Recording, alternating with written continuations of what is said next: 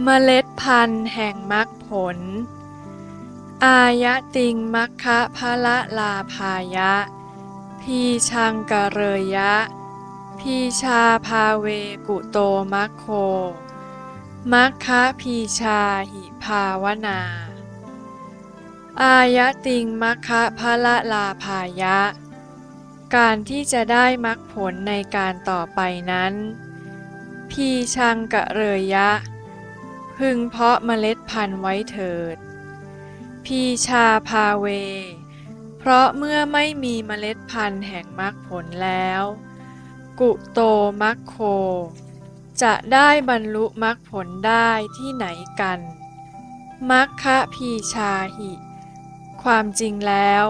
เมล็ดพันธุ์แห่งมรรคผลภาวนาคือวิปัสสนาภาวนาความว่าเมล็ดพันธุ์แห่งการบรรลุมรรคผลในภายภาคหน้านั้นเป็นวิปัสสนาภาวนาในกรณีที่บุคคลไม่มีเชื้อหรือไม่ได้เพาะบ่มเมล็ดพันธุ์แห่งวิปัสสนาภาวนาไว้แล้วในกรณีที่บุคคลไม่มีเชื้อหรือไม่ได้เพาะบ่มเมล็ดพันธุ์แห่งวิปัสสนาภาวนาไว้แล้วเขาจะหามรรคหาผลได้ที่ไหนเล่าวิปัสสนาภาวนานี้นั่นเองเป็นเมล็ดพันธุ์แห่งการเข้าถึงมรรคสี่ผลสี่ไม่ว่าในโอกาสหน้าวันหน้าเดือนหน้าปีหน้าหรือชาติหน้าก็ตามเมล็ดพันธุ์แห่งการที่จะได้บรรลุธรรมเป็นพระอริยเจ้าชั้นใดชั้นหนึ่ง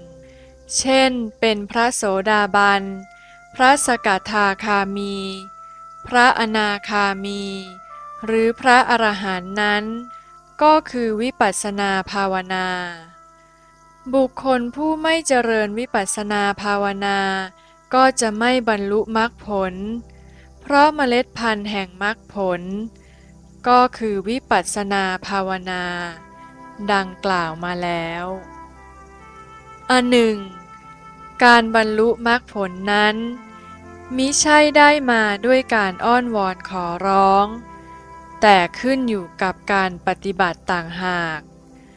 พระพุทธเจ้าทรงขอเป็นพระพุทธเจ้าแล้วได้เป็นขึ้นมาก็ไม่ใช่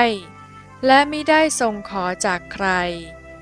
แต่พระองค์ทรงปฏิบัติแล้วได้มาด้วยพระองค์เองคำว่าปณิธานโตหรือปณิธานแปลว่า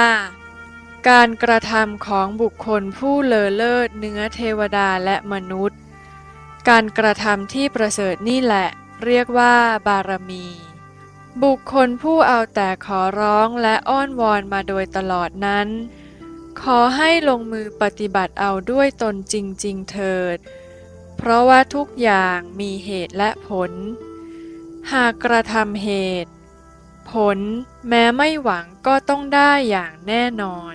ประสงค์สิ่งใดก็ขอให้ทำเหตุสิ่งนั้นเมื่อทำเหตุแล้วผลนั้นไม่ต้องไปอ้อนวอนขอร้องก็ต้องปรากฏมาให้ได้รับเป็นแน่